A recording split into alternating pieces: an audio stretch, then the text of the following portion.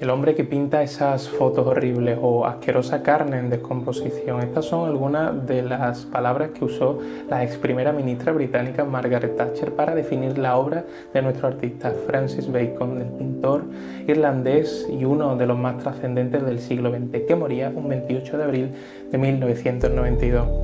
Bacon no es un artista de medianía, se le ama o se le rechaza, porque su trabajo fue y es una inmersión hacia el lado más oscuro y retorcido del alma humana, con rostros, cuerpos y figuras desmembradas, mutiladas y expuestas desde distintos ángulos.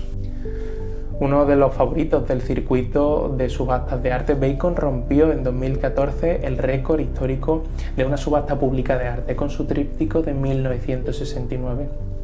Que le dedicó a su amigo pintor Lucian Freud y que se convirtió en la venta más alta en subasta con 142 millones de dólares. La alta cotización de Bacon en los mercados del arte se produjo a renglón seguido de su muerte, ocurrida en 1992. Tras una vida muy difícil y tormentosa, donde incluso la primera parte de su obra, realizada antes de la Segunda Guerra Mundial, fue destruida por él mismo, Bacon comenzó a ser valorado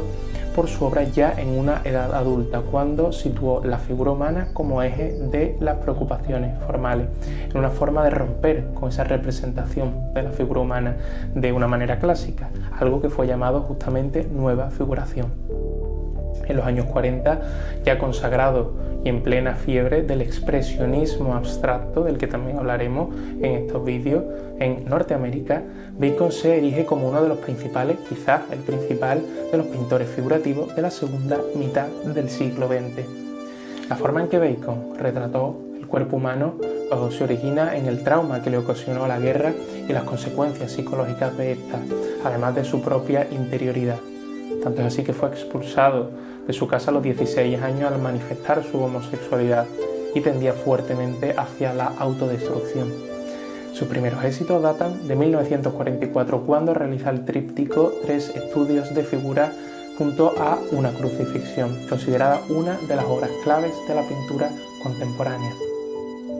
Justamente nace con esta obra su predilección por el tríptico, formato que le dio un sello personal y donde se acerca al motivo desde distintos ángulos, pero siempre manteniendo la unidad de la obra, generando una sensación de ambigüedad sobre el objeto, en especial en los retratos.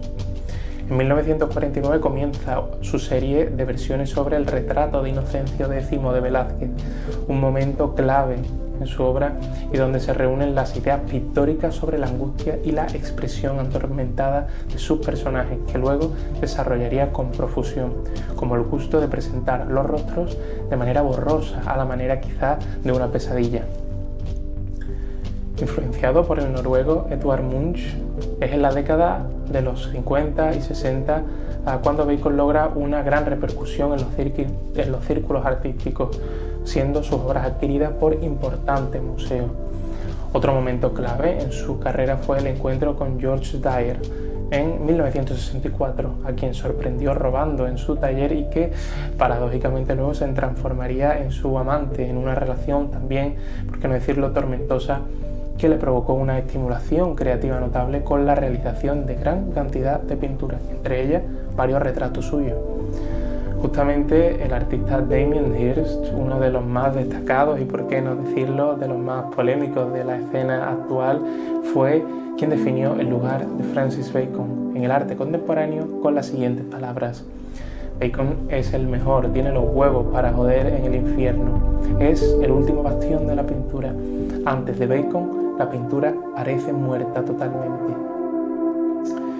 Espero que os hayáis podido acercar o profundizar en la obra de este artista que sin duda no nos deja indiferentes. Nos vemos en el próximo vídeo.